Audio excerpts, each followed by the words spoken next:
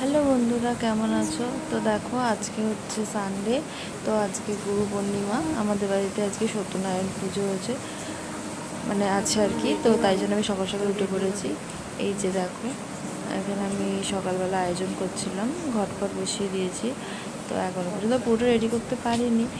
তো আমি আমার মতো করে রেডি করবো, ব্রাহ্মণ এসেও বাকিটা করবে। এখানে ফল কাটা হয়ে গেছে। তো দেখো, এখানে ব্রাহ্মণ চলে এসছে।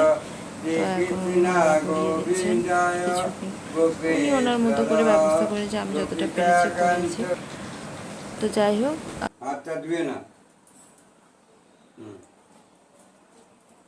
হাত জোর করে বলো, নম অপবিত্র পবিত্র বা সর্ব